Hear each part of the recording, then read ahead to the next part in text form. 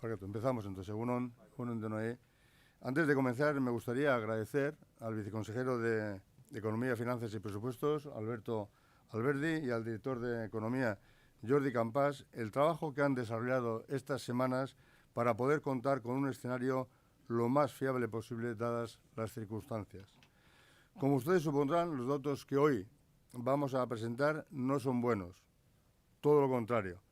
Pero quiero trasladarles algo positivo, y es que las cuentas públicas vascas están saneadas y preparadas para poder sobrellevar la situación.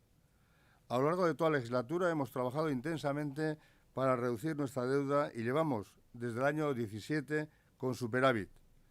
Es verdad que ha sido una estrategia previsora enfocada a poder estar preparados ante cualquier incertidumbre que hiciera temblar la economía. Recuerdo haber estado muy pendientes del Brexit, de la guerra comercial de Estados Unidos y China, y fíjense, ha sido esta pandemia la que nos ha hecho ser muy conscientes de lo importante que es estar preparados cuando aparece algún imprevisto. Como les decía, el Departamento de Hacienda y Economía ha procedido a revisar las previsiones de crecimiento económico de Euskadi ante la situación extraordinaria derivada de los efectos de la pandemia del COVID-19, de cara a establecer y planificar la estrategia del Gobierno vasco a corto y medio plazo. A las variables con las que habitualmente trabajamos hemos tenido que añadir hipótesis adicionales que tienen que ver con la intensidad de las medidas de restricción de la actividad económica, así como con su duración. Se ha trabajado con un escenario de confinamiento como el actual, tras el Real Decreto de 29 de marzo, para un periodo de un mes y con una hipótesis de regreso gradual a la normalidad que exige un periodo de transición entre 45 y 60 días. Con ello se espera una contracción de la economía vasca del 3,6% para 2020 y un crecimiento para el año 2021 del 2,6%, año en que volveríamos de nuevo al crecimiento potencial de nuestra economía. En cuanto a las previsiones del mercado de trabajo, en el año 2020, estas reflejan una reducción del empleo del 1,7% en media anual, lo que significa una destrucción de 17.400 empleos, situando la tasa de paro en torno al 11,4%. En 2021, el empleo crecería 1,6 puntos y se crearían 15.000 puestos de trabajo. Esto permitiría regresar a una tasa inferior del 10%, situándose concretamente en el 9,6%.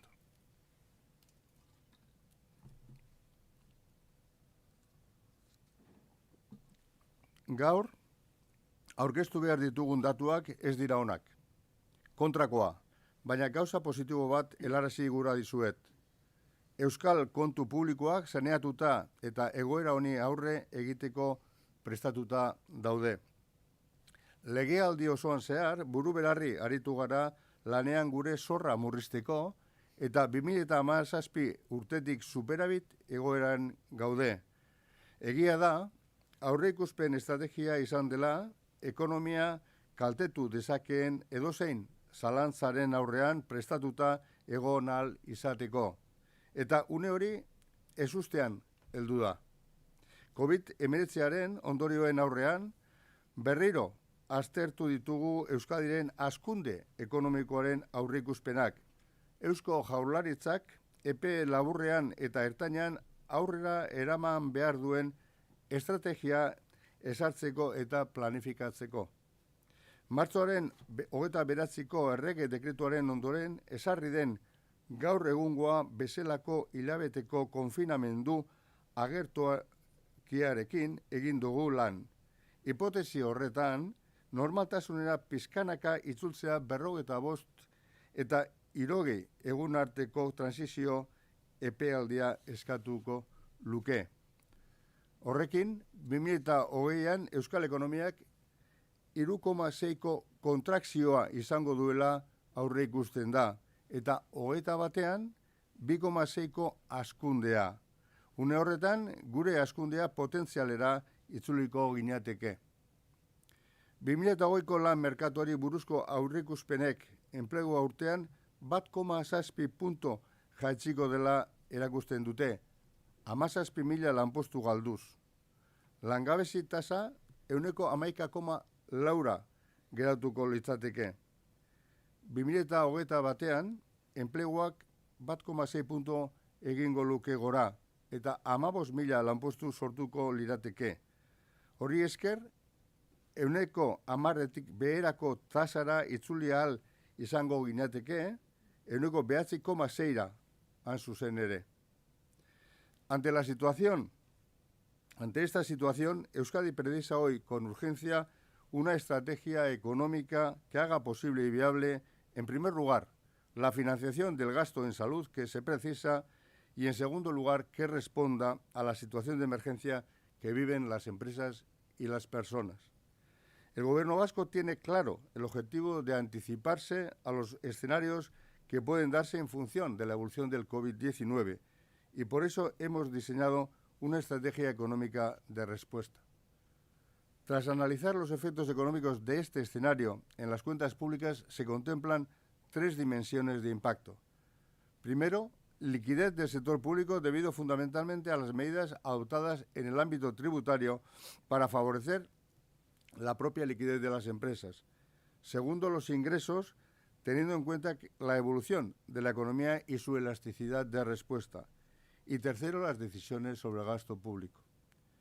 En efecto, la recaudación debido a la liquidez otorgada al sector privado y perdida por el sector público va a ser muy importante. Al mismo se añaden los efectos económicos en los ingresos tributarios de un escenario recesivo de caída del 3,6% del PIB.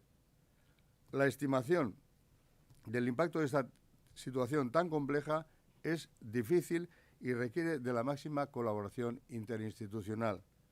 Por eso estamos trabajando con las diputaciones forales y con Eudel para llegar a determinar tales efectos y gestionarlos de una manera coordinada. Estos resultados van a determinar las próximas fases de la estrategia de respuesta. Pero como saben, entre tanto, ya se han puesto en marcha las relativas a los gastos extraordinarios dirigidos a hacer frente al COVID-19. En primer lugar, la creación el 17 de marzo del programa COVID-19 de 300 millones de euros con cargo a los remanentes de tesorería y su concreción en las medidas aprobadas en el Consejo de 20 de marzo. Existe la posibilidad de ampliación de este programa en otros 200 millones de euros mediante una reasignación presupuestaria del propio presupuesto, teniendo en cuenta el margen que brinda la propia ejecución del mismo. En segundo lugar, la activación de 500 millones de euros de líneas de financiación de circulante a interés cero, aprobada el martes pasado y precedida de la puesta en marcha de una línea de 25 millones del Instituto Vasco de Finanzas en las mismas condiciones. Y tercero, la elevación de déficit y deuda pública si se diera el caso de una mayor caída de la actividad económica. Euskadik osasun arloko gastua finantzatzea posible izango duen eta enpresak eta pertsona jasatzen ari diren larrialdi egoerari erantzungo dion estrategia ekonomikoa behar du premiaz. Eusko Jaurlaritzak argi eta garbi dauka ezinbestekoa dela eman daitezkeen agertokei aurrea hartzea.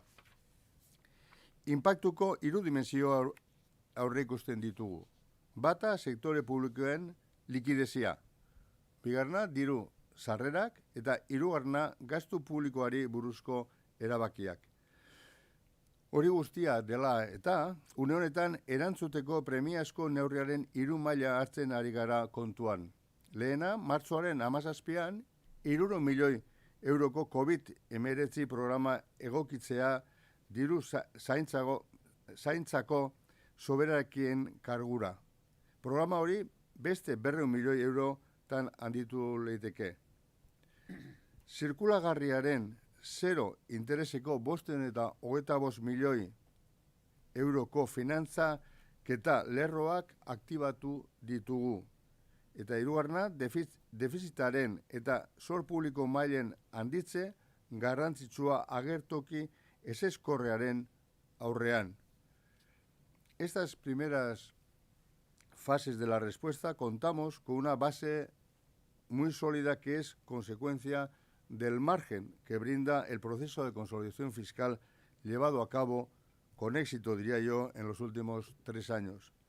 De ahí la capacidad de incorporación de remanentes para financiar el mayor gasto y también la posibilidad de gestionar esta fase dentro del límite del endeudamiento actual, que asciende a 858 millones de euros. A tal fin, hemos avanzado ya en la realización del grueso del plan de endeudamiento del ejercicio. En primer lugar, el primer paso se dio el 26 de marzo con la emisión del bono sostenible de Euskadi por 500 millones de euros, realizada exitosamente por la solvencia del Ejecutivo vasco en materia financiera. Dentro de este mismo mes de abril se prevé cerrar otra operación con el Banco Europeo de Inversiones por importe de 140 millones de euros y completar ambas operaciones con emisiones privadas a largo plazo hasta el límite del endeudamiento.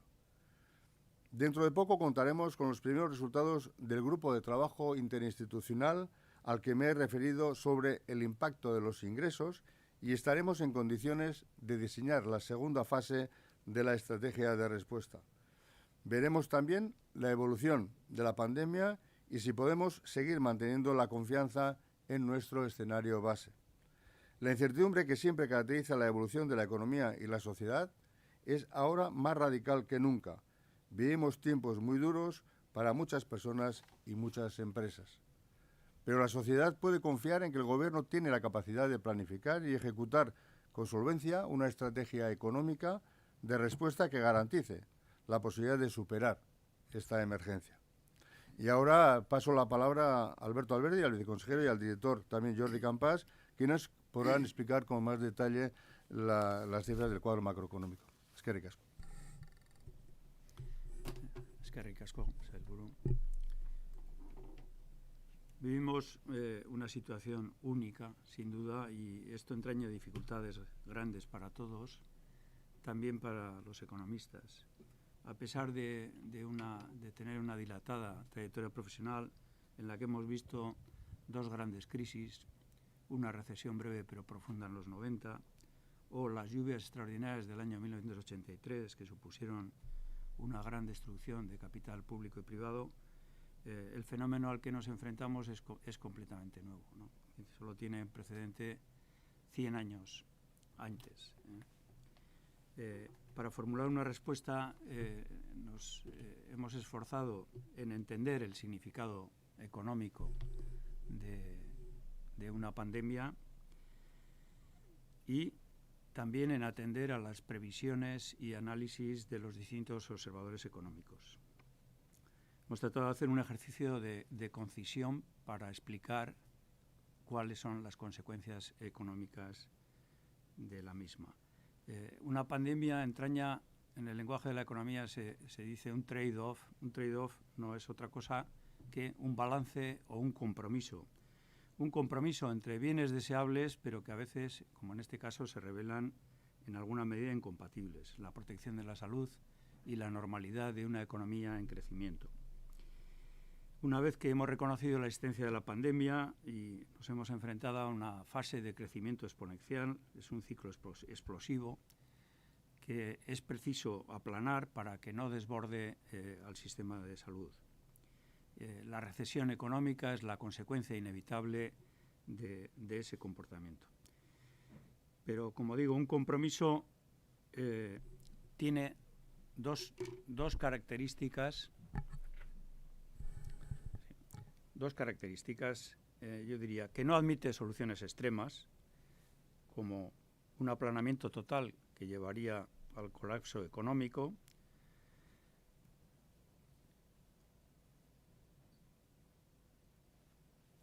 y tampoco tiene otra característica, que es que tampoco admite una relación estrictamente lineal entre lo que es las medidas de confinamiento y la respuesta de la economía. Si uno mira la experiencia de los distintos países, puede ver que hay comportamientos muy distintos y que no siempre es han sido las medidas más severas de confinamiento las que han obtenido resultados. En esto hay un comportamiento claramente idiosincrásico. El caso de Corea del Sur es llamativo porque no tiene unas restricciones muy severas y, sin embargo, ha tenido un éxito notable en la gestión de la crisis. En el caso nuestro, las autoridades sanitarias nos advierten que ya estaríamos en el pico de la fase de aceleración y, por lo tanto, en condiciones de empezar la desaceleración. Lo cierto es que la fase de aceleración ha durado aproximadamente un mes, atendiendo a la experiencia de otros países, por ejemplo la de China. Cabe esperar que la fase de desaceleración sea también de idéntica duración o incluso algo más que la fase de aceleración. Bien, esta interpretación de la situación es la que está detrás de las hipótesis con las que hemos trabajado de cara a hacer las previsiones económicas. Y fundamentan esa idea de un supuesto de confinamiento de un mes y luego un regreso progresivo y paulatino a la normalidad de entre 45 y 60 días, tal y como ha comentado el consejero, y cuyos datos analizará después más detalladamente Jordi Campàs. Pero antes de ceder la palabra, quiero comentar también algo respecto a la segunda parte que decía. Primero, entender la situación de la crisis. Segundo, las previsiones y análisis del entorno. Hemos asistido y todavía asistiremos a cambios a veces repentinos y de gran calado en las previsiones que los distintos observadores están haciendo sobre la economía. Esto es muy importante. La interpretación del entorno, en el caso de las previsiones de una economía pequeña como la nuestra, son extraordinariamente importantes y por eso conviene también hacer explícitos esos supuestos para entender las cifras que luego se aportan. Hemos considerado un escenario en el que la economía española decrece un 4%, y la zona euro tendría también una recesión con un decrecimiento del 2,8%. Como es fácil de entender, ese comportamiento de la economía española y de la zona euro determinan en gran manera los resultados que se presentan. Este es en este momento el escenario al que se le han atribuido las máximas posibilidades. No desconocemos y creemos que hay que decirlo también abiertamente, que las alternativas o posibles desviaciones previsiblemente serían a la baja y nunca al alza, aunque en este momento tengan un peso de probabilidad menor. Saben que la OCDE ha hablado de que cada mes de confinamiento tiene como medida estándar un impacto de 2 puntos en el crecimiento del Producto Interior Bruto, y recientemente FEDEA también ha estimado que cada semana de prolongación del confinamiento podría tener un impacto de 0,4 puntos en el PIB. Por tanto, debemos estar alerta, seguir el curso de los acontecimientos y, lógicamente, adaptar nuestras previsiones y la estrategia de respuesta a lo largo del ejercicio. Y nada más por mi parte, le cedo la palabra a Jordi para que explique con un poco más de detalle el cuadro macroeconómico.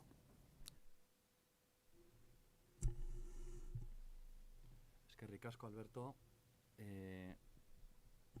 Voy a pasar a detallar el cuadro macroeconómico de estas nuevas previsiones que hemos realizado en este mes, no sin antes agradecer la labor que han realizado tanto Xavier Pascual como Maripaz Rojo de la Dirección de Economía y Planificación, que han estado desarrollando un trabajo excelente estas semanas para que hoy podamos disponer de este escenario base.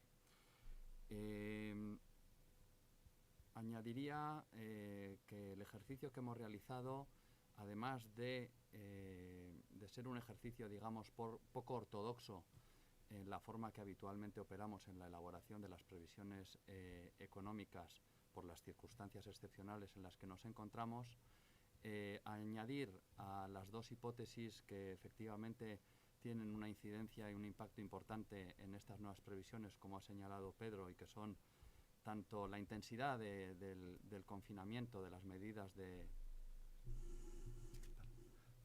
del confinamiento como su duración, dos variables que, insisto, juegan un papel importante en estas nuevas previsiones, como las que habitualmente, y ha señalado Alberto, incorporamos a la hora de realizar nuestras previsiones, que tienen que ver con datos del entorno económico en el que nos movemos.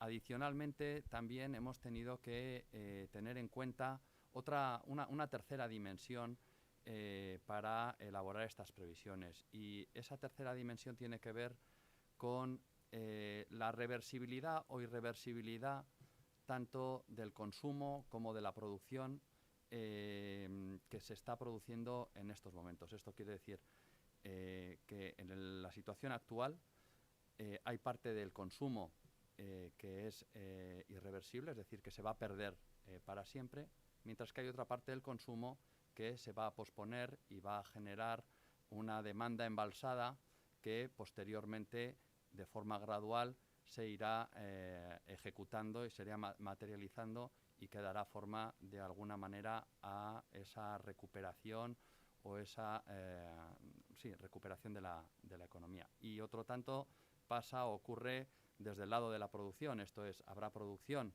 que se perderá irreversiblemente, mientras que otro tipo de producción pues se irá realizando una vez se transcurra el periodo de confinamiento y regresemos paulatinamente a una situación de normalidad en ese plazo de 45-60 días que ha comentado Pedro. Por lo tanto, sí que es importante esa hipótesis también, o ese intento de análisis más fino sobre el carácter reversible o irreversible tanto del consumo como de la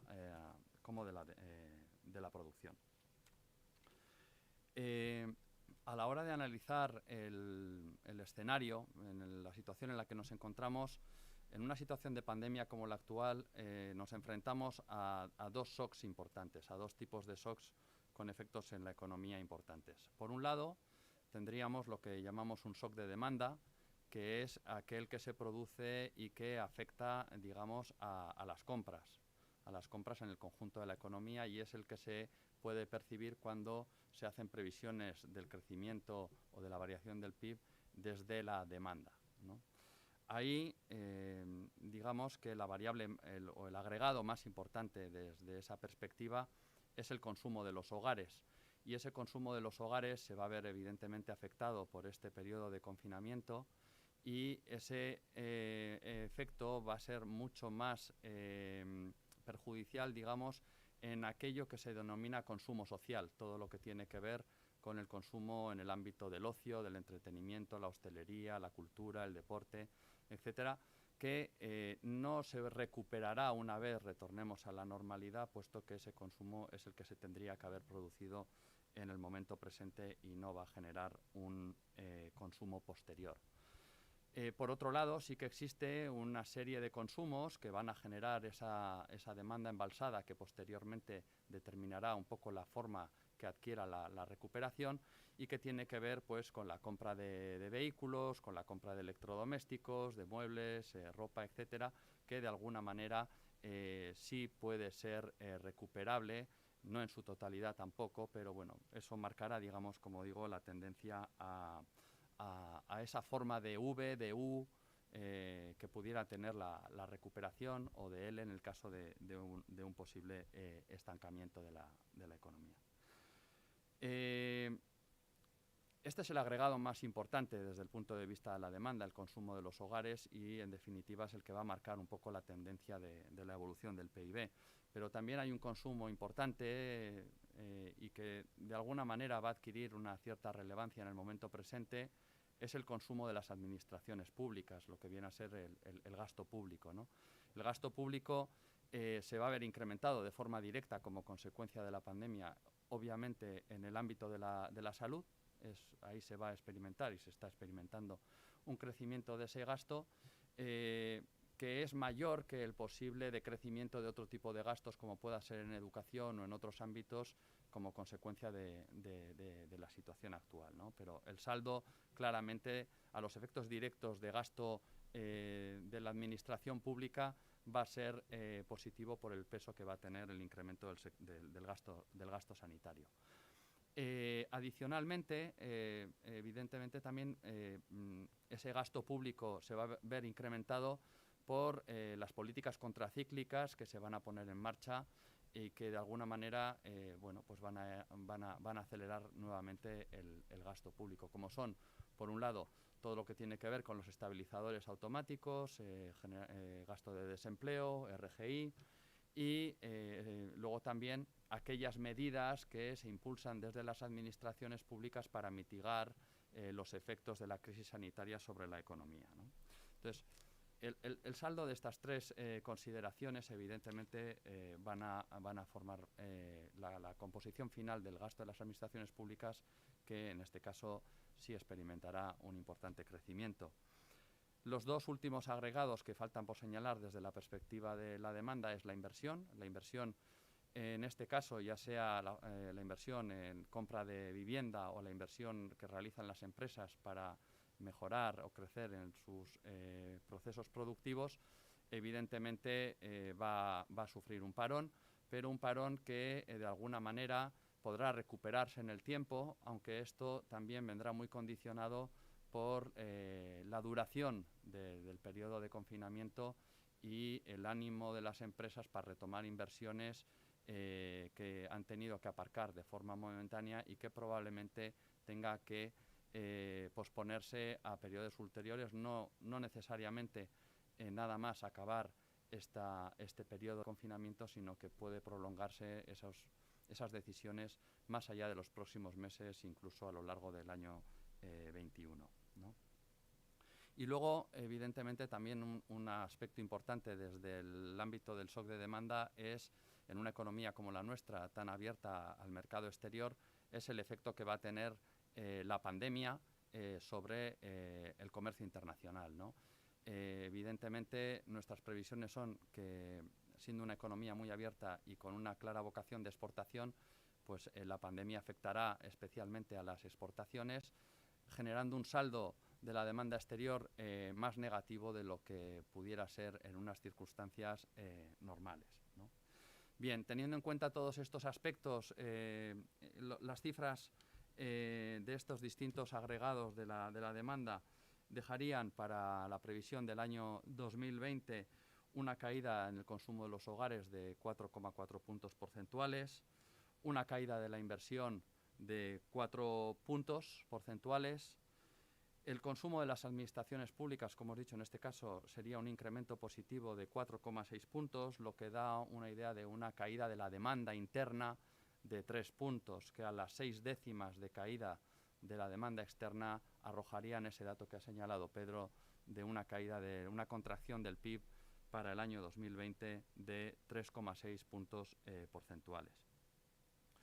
Por el lado de la oferta se puede apreciar el segundo shock, es decir, es por el lado de las ventas de las empresas, ¿no?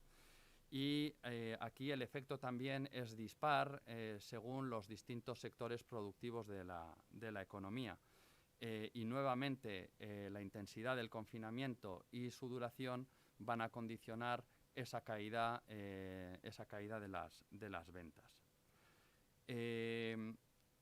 En las previsiones que hemos realizado, el sector industrial experimenta valores negativos durante todo el año, puesto que, aun habiendo iniciado la crisis sanitaria en Euskadi, habiéndose iniciado en el mes de marzo, las cadenas de valor globales en las que está presente la actividad productiva vasca ya había notado la crisis del coronavirus como consecuencia de su impacto en la economía china, que, como sabemos, es de mes y medio anterior a nuestra economía. Por lo tanto, la industria ya había sentido de alguna manera esa disminución. No obstante, esto va a seguir siendo así a lo largo de este año, ¿no? Especialmente en el segundo trimestre del año. Con todo ello, se prevé una caída de la actividad industrial de 3,9 puntos porcentuales. Por su parte, el sector servicios también experimenta una caída, en este caso de 3,3 puntos porcentuales, salvando el primer trimestre, pero con caídas porcentuales significativas el resto del año, incluso en el segundo trimestre superiores a las que pueda experimentar la propia industria. Y también destacar la caída del sector de la construcción en 2,5 puntos, que en este caso también entendemos que será una caída que se irá recuperando progresivamente a lo largo del año en la medida en que las medidas de confinamiento se vayan relajando y la actividad pueda retomarse en ese sector. Bien, esto es un poco el panorama de la evolución del PIB, tanto desde el lado de la demanda como de la oferta, como se desprende del cuadro macroeconómico que hemos elaborado en el marco de estas previsiones, en las que, insisto, tenemos que tener cierta cautela dadas las condiciones de excepcionalidad y de incertidumbre con las que hemos tenido que realizarlas, ¿no? En su conjunto, como decía, se prevé la contracción del PIB de 3,6 puntos porcentuales, que si lo comparamos con la previsión que hicimos en noviembre del 19, las previsiones anteriores arrojaban un crecimiento posible para este año de 1,9 puntos, con lo cual estamos ante una diferencia entre una previsión y la otra de 5,5 puntos en el ámbito de la evolución del PIB, y desde la perspectiva del empleo, las previsiones de noviembre del 19 arrojaban un crecimiento potencial de algo más de 15.000 empleos, que, unidos a la destrucción de 17.000 empleos de las nuevas previsiones, arroja una diferencia de 32.000 empleos, ¿no? Como se ha mencionado anteriormente, las previsiones para el año 21 son significativamente mejores, un 2,6 de crecimiento del PIB y una creación de 15.000 empleos, lo que da una idea de no una recuperación total de lo que sería la contracción de la economía en el año 20, por lo que habría que esperar al año 22 para recuperar los niveles del 19, y lo que da una cierta idea de una recuperación en forma de U, que es lo que entendemos que podría ocurrir. Y para terminar, simplemente dejar un dato positivo también, y es que, viendo que la economía china había sufrido antes que la nuestra el embate de esta pandemia, el PMI manufacturero chino antes de su crisis estaba en un valor de 51,1 puntos. Como consecuencia de la crisis y de las medidas de restricción del confinamiento en China, en febrero ese valor cayó a 40,3 puntos, una caída de casi 10 puntos muy importante, de 11 puntos, perdón. Y ya en marzo de este año el índice, el PMI manufacturero chino, vuelve a estar por encima de los 50,1, con lo cual aquí se ve una fuerte recuperación de la industria china, y un dato interesante y esperanzador de cara a nuestra propia evolución posible. Esto es todo por mi parte. Bai, egun on Sailburu, egun on Alberto Egunon, bai. Alberdi, bai, Jordi Campas, goazen orain galdera batzukin, mesedez. Vamos con las preguntas de algunos medios de comunicación que nos han ido llegando en las últimas horas. Comenzamos con Radio Nacional, pregunta lo siguiente. ¿Se plantea el Gobierno vasco facilitar la tramitación telemática de la obra pública para ayudar a dinamizar el sector, tal y como solicita la patronal de la construcción de Vizcaya, Ascovi? Vamos a ver, el Gobierno vasco viene tramitando telemáticamente el tema de la obra pública, de la contratación de la obra pública. Lo que ocurre es que a partir del decreto de alarma publicado, pues se suspenden los plazos administrativos, y de esta manera lo que se hace es no publicar en el boletín oficial del Estado, que es lo que permitiría seguir avanzando en el proceso de contratación, ¿no? Esto es así desde el punto de vista del decreto. Ahora creemos que ese podría ser una salvedad que se podría adoptar, de manera que efectivamente las empresas pudieran seguir avanzando en lo que fuera la contratación, ¿no? Y una vez que superáramos esta situación, pues podríamos retomar la actividad de la construcción con una mayor agilidad. El Correo nos pregunta, ¿Ampliará el Gobierno la línea de avales de las empresas y autónomas por encima de los 525 millones de euros, dada la gran demanda que ha habido? Yo diría que primero, tranquilidad. Entendemos que es una medida muy importante, por eso la hemos adoptado. El lunes vamos a firmar con las entidades financieras y con el CARGI los convenios oportunos para ya poner en pleno funcionamiento esta actividad. Vamos a ver cómo responden, ¿no?, las empresas a esta línea de liquidez, y a partir de ahí veremos si es que hay que adoptar otras medidas. Pero de momento yo diría que vamos a ver qué pasa con esta línea que tenemos actualmente aprobada. Varios medios coinciden en esta pregunta. Ha hablado de colaboración interinstitucional para analizar el impacto en las cuentas públicas. ¿Van a reunirse las distintas instituciones con este objetivo próximamente? Sí, bueno, es voluntad de las instituciones, del Gobierno vasco, por supuesto, pero también de las diputaciones y de Eudel, tratar un poco de coordinarnos y colaborar en la mejor solución a los problemas que desde el punto de vista, digamos, de la liquidez de las propias administraciones y de la recaudación nos van a venir también, ¿no? Estamos en contacto las instituciones. El grupo de trabajo que se ha instrumentado para tal fin se va a reunir este próximo martes. Yo creo que, bueno, pues a partir de ahí veremos un poco los resultados de este grupo de trabajo, que tendrá que determinar cuál es el impacto que tiene la situación económica en la recaudación. Bueno, pues esta caída de la recaudación, cómo vamos a digamos, digerirla, por decir de alguna manera, entre el conjunto de instituciones, tratar un poco de racionalizar, ¿no?, esta situación entre todas, porque creemos que así podemos sobrellevarla mejor. Galdera hau, mesedez, euskeraz de bai, mesedez. Bueno, foru aldundiak baita Eudel eta Gobernuak ere talde bat sortu dute, ikusteko, ekonomiaren egoerak ze impacto daukan, errekaudazioan eta hortik aurrera ikusteko instituzio bakoitzari zein izango dan, eukiko duguen kaltea, esatelez, ez? Danon artean egiten badu hausnarketa bat eta datu guztia mahai gainean ipiten baduguz, hobeto egingo duz gauzak eta kaltea danontzat asko ere gutxiagoa izango da. Hori da taldearen helburua. Continuamos con más preguntas. Euskal Telebista. ¿Podrían comparar la caída del PIB y el aumento de la tasa de paro con la última crisis económica? Bueno, no sé si yo creo que se ha comentado algunos datos ya por aquí, ¿no? Hemos dicho que esta es una crisis en principio sin precedentes. Bueno, yo creo que tasas de paro mucho más elevadas que las que vemos en este escenario se han producido también en un pasado por situaciones de crisis económica, ¿no? Yo no sé si alguien quiere responder un poco a esta cuestión. Pero bueno, en principio la tasa de paro que prevemos, si es que la recuperación es en U, como decía Jordi, si la recuperación es en U y pasamos de un 11,4% de este ejercicio al 9,6% del ejercicio que viene, bueno, pues será, desde el punto de vista de la tasa de paro, no será algo que sea difícilmente soportable, ¿no? Pero bueno, tienen que darse las hipótesis que estamos manejando. La realidad veremos cuál es. Nosotros pensamos que esta va a ser. Si esta es, desde el punto de vista de la tasa de paro, no tiene un excesivo impacto, ¿no? Euskera ere bai, mesedez.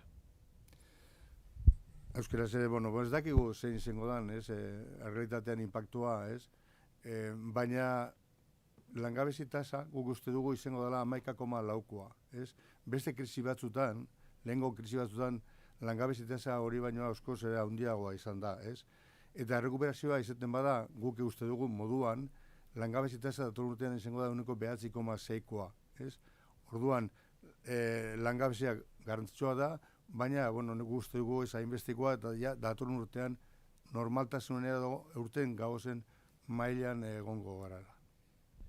Y ella, azkena. ETB también pregunta, para 2021 han dibujado un escenario de recuperación. ¿En qué se basan para ello? Bueno, yo eso igual le puedo dejar las hipótesis que se han utilizado para elaborar estas previsiones, igual las puede conocer mejor Alberto o Jordi, o sea, cada uno de los dos lo puede responder. Sí, a ver, con respecto a la pregunta anterior, simplemente también, con respecto a la pregunta anterior, simplemente para tener una referencia, en el año 2009 la caída del PIB fue del 4,1%. Entonces, bueno, eso nos da una idea un poco de la magnitud, del orden de magnitud de la crisis en la que estamos en el momento actual. Y hilándolo ahora con la siguiente pregunta, tenemos que ser conscientes que estamos en una crisis muy distinta a la que se produjo hace ahora ya 10 años, ¿no? Entonces, digamos que las hipótesis sobre las que se asienta esa recuperación tienen que ver con que estamos ante una crisis sanitaria que tiene una repercusión en el periodo de confinamiento que se ha establecido para aplanar la curva de contagios y las consecuencias económicas de esa necesaria política es evidentemente medidas de confinamiento. Cuando esas medidas de confinamiento vayan desapareciendo, y entendemos que se hará de forma gradual, ahí habrá una demanda embalsada, como he dicho antes, que se irá recuperando paulatinamente, progresivamente, y que eso dará pie a una recuperación que permitirá un crecimiento mayor que el que hubiese ocurrido en circunstancias normales en el año 21. Y señalaba que esa recuperación entendemos que no será del todo posible hasta el año 22, teniendo en cuenta que la previsión de crecimiento para el año 21 es de más 2,6%, cuando este año se prevé una contracción de 3,6%, con lo cual ahí todavía quedará recorrido para recuperar los niveles del año 19, ¿no? Pero es sobre todo una cuestión de esa reversibilidad y irreversibilidad que comentaba anteriormente, tanto en las compras como en las ventas. Eskerrik asko.